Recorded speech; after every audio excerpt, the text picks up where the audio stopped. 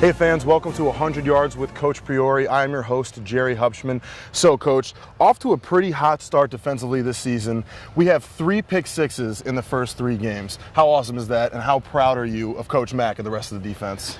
Well, I think first of all, great teams find a lot of different ways to score points. So, last year I don't believe we had very many interceptions at all. So it's something that we did emphasize.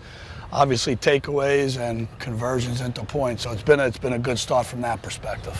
And on the defense, we have the CAA Defensive Player of the Week, Shane Lawless, leading the charge defensively to hold Fordham to -7 rushing yards. How does a player like Shane impact the rest of the defense?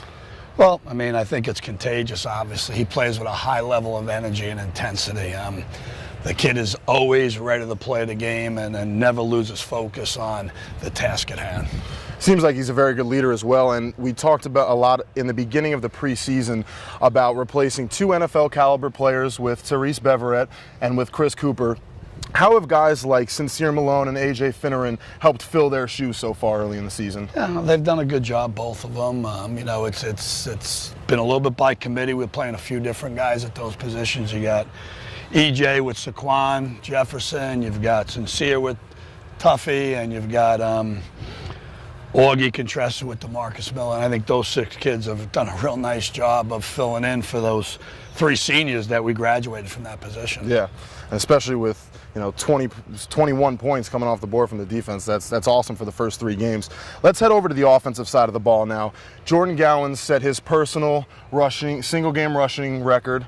Donnie Leontine, awesome 75-yard run. How does controlling the ground game put us in a position to succeed on Saturdays? Well, I think, we try to build this program around being physical in the trenches, both defensively and offensively. So, controlling the defensive line this past weekend and being able to run the football efficiently.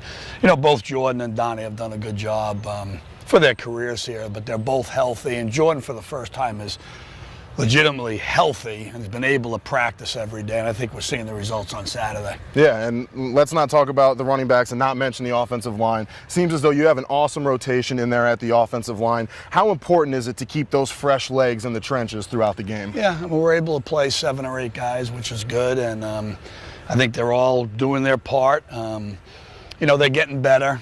Some of those guys are young kids, weren't starters last year. They're learning the game, they're learning the pace of the game, and it'll continue to get challenging, though. I like that. So, with that being said, non-conference play is out the window. Next 8 weeks are all conference games. What are you expecting out of these guys as we look to go 2-0 at home this Saturday? Well, first we wanted to take care of our non-conference schedule. That is crucial. You win your FCS games, and we were able to do that. We want to hold serve on our home field. In the CAA, you got to win your home game. So, we've got obviously this Saturday's game at home. We got to hold serve with that. Richmond's a good football team. It'll be challenging, but hopefully the home field advantage, and we play well. Yeah, and with that being said, we're about to cross the 100-yard mark. So, little personal question to you from all the fans out there. If you could give one piece of advice to a young athlete aspiring to be a Division I college football player, what would you say to them? Make sure you get your academics done in the classroom, because that opportunity will not happen if you don't have your schoolwork done. Of course, student athlete, right? First word being student. Absolutely. Exactly. All right, fans, that wraps up this week's 100 Yards with Coach P. Make sure everyone comes here to Kenneth P. Laval Stadium Saturday at 6 p.m. Remember to wear your red and go Seawolves.